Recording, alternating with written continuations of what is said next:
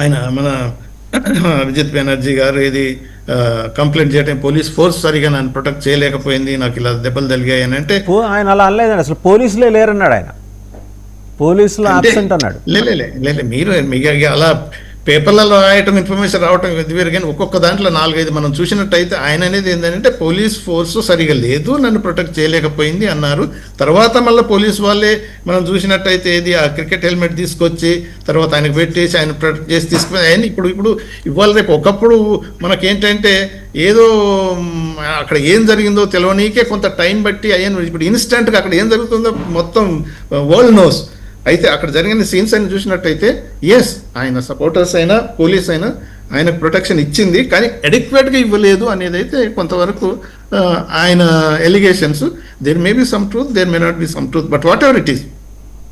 అందులో డీటెయిల్స్ పోయినట్టయితే ఆయన టీఎంసీ అనేది ఏంటంటే it is organised attack by BJP తరపున చెప్పడం ఏంటంటే లేదు స్పాంటేనియస్గా anger by the people. So అసలు పొలిటికల్గా మాట్లాడితే అసలు బీజేపీ వర్కర్సే దాంట్లో ఇన్వాల్వ్ కాలేదు, దాంట్లో ఏమాత్రం పాత్ర లేదు అనేది బీజేపీ తరపున వచ్చే ఏదైతే మన వాదన ఉందో. అయితే ఈ రెండింటికి మాత్రం సంథింగ్ ఇన్ బిట్వీన్ ఉంది. అవన్నీ మనం విజువల్స్ అన్ని చూస్తాం, అవన్నీ దాగిపోవు. ఎందుకంటే అక్కడ ఉన్న బీజేపీ వర్కర్స్ అక్కడ ఉన్న వాళ్ళు ఉన్నారు, తర్వాత అదర్స్ ఉన్న వాళ్ళు ఉన్నారు. ఆ అటాక్స్ జరుగుతున్నప్పుడు కూడా అవన్నీ జరుగుతున్నాయి. తర్వాత పోలీసు అఫ్ కోర్స్ ఆయన అనేది ఏంటంటే నేను ఆల్రెడీ ఇన్ఫార్మ్ చేసినప్పుడు అడిక్వేట్ పోలీస్ ఫోర్స్ ఎందుకు లేదు, ఏమైపోయారు అనేది అది కూడా కొంతవరకు నిజమే. ఎందుకంటే election commissioner already anticipated post poll violence బాగా జరుగుతుంది, అందుకని 1 month దాకా సెంట్రల్ ఫోర్సెస్ అక్కడ ఉండి మంచిగా నిఘా పెట్టి ఇటువంటి జరగకుండా ఉండాలని ఆయన ప్రయత్నం వాళ్ళ తరఫున చేసినట్టు. నాకు ఒక డౌట్ అంబాసిడర్ డాక్టర్ వినోద్ గారు, ఇప్పుడు ఆయన ఏమన్నాడు, ఆయన కానీ షేక్ షాజహాన్ కానీ జహంగీర్ కానీ 4వ తారీఖు సాయంత్రం 5 గంటల తర్వాత ఈ పోలీసులు ఇక్కడ ఎట్టుంటారో చూస్తాను. ఆయన వద్దనుకున్న పోలీసులు ఆయనకు ప్రొటెక్షన్ ఎక్కడి నుంచి వచ్చేస్తారు సార్? మీరు అనేది కరెక్టేలే, కానీ ఇప్పుడు ఒక కాన్స్టిట్యూషనల్ బాడీగా ఎలక్షన్ కమిషనర్గా తర్వాత సుప్రీంకోర్టు కూడా వీళ్ళంతా క్లియర్గా చెప్పింది ఏంటంటే పోస్ట్ పోల్ వైలెన్స్ జరిగే అవకాశాలు ఉన్నాయి కాబట్టి పకడ్బందీగా administration police law and order పనిచేయాలని వాళ్ళు డిసైడ్ చేశారు. ఈయన అనేది ఏంటంటే ఓకే మీరు అనేది కూడా కరెక్ట్, బోత్ పార్టీస్ ఎక్కడైతే ఛాన్స్ దొరికితే అటాక్ చేయాలని ఈ పార్టీ ఆ పార్టీ ఏదైతే ఉంటుందో వైలెన్స్ అనేది పొలిటికల్ పార్టీస్ అంటే కొంత కోరుకొని తెచ్చిన పరిస్థితులు కూడా మనకు తెలుసు. కానీ అలా జరగకుండా ఉండనీకి constitutional bodies starting from election commission కానీ అందరూ కొంతవరకు అయితే జరుగుతుంది అని యాంటిసిపేట్ అందరికీ తెలుసు. అటువంటి అప్పుడు ఈ సరి అయిన బలగాలు కనుక సెన్సిటివ్ ఏరియాస్ ఉంటాయి అనేది అంత రాష్ట్రం అంతా పెట్టని అవసరం లేదు. సెన్సిటివ్ కాన్స్టిట్యున్సీలలో ఇటువంటి చర్యలు జరగకుండా పోలీస్ బలగాలను పెట్టి తర్వాత అడ్మినిస్ట్రేషన్ కూడా యాక్టివ్గా అనుకుంటే ఇటువంటివన్నీ ప్రివెంట్ చేయబడగలదు అనేది వాళ్ళు ఆలోచించిందే మనకు కూడా ఉన్నది. అయితే ఇప్పుడు జరిగిన దానికి మాత్రం అఫ్ కోర్స్ ఒక్కోసారి ఏం చేస్తారు పొలిటీషియన్స్ కూడా, ఇప్పుడు ఉన్న మాట చెప్పాలంటే నా మనసులో ఉన్న చెప్తాను.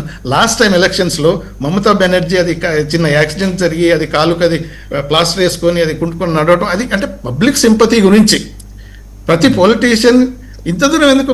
ట్రంప్ కూడా అది యాక్చువల్గా ఇప్పటికీ గన్స్ ఏదైతే పేల్చి జరిగిందో అటాక్ జరిగిందో అంత బ్లీడింగ్ అవుతుంది అంత పబ్లిసిటీ.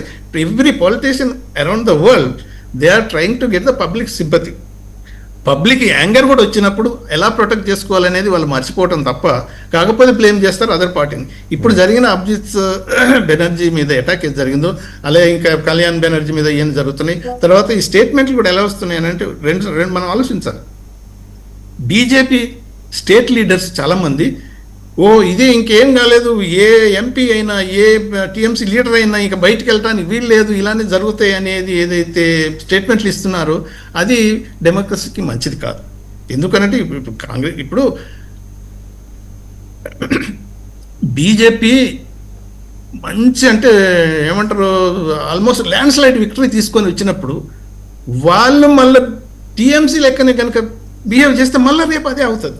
అలా కాకుండా ఎస్ పబ్లిక్ యాంగర్ ఉండొచ్చు, దెర్ ఇస్ నో డౌట్. ఎందుకంటే 15 సంవత్సరాలలో ఎన్నెన్నో చేసి ఉంటారు.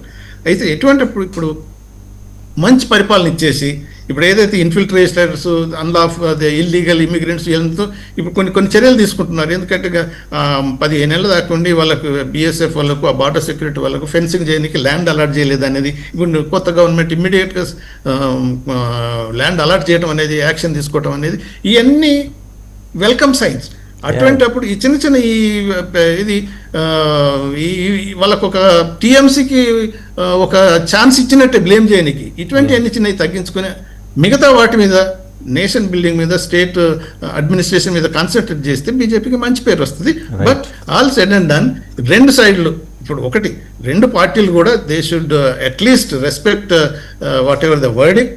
Now BJP is in the ruling position, but BJP ruling పొజిషన్లో ఉన్నది కాబట్టి వాళ్ళ మీద మోర్ రెస్పాన్సిబిలిటీ ఉంటుంది. వీళ్ళు ఎన్ని బ్లేమ్ చేసినా అటాక్స్ చేయకుండా లీడర్షిప్, ఎందుకనంటే లీడర్షిప్ వెరీ ఇంపార్టెంట్.